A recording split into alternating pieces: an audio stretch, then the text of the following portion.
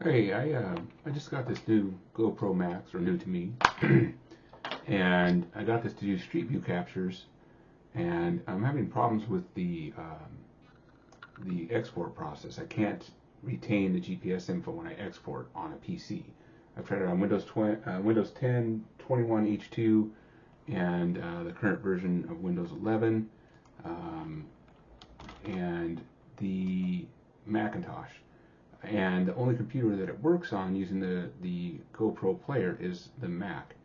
And so I'm wondering if anyone else has run into this or has a solution for it. I've contacted support. Initially, I thought they were aware of the issue. Now they're asking me to send screenshots and screen captures, and so that's what I'm doing here. But again, if anyone else knows anything about this and can lend a hand, I'd appreciate it.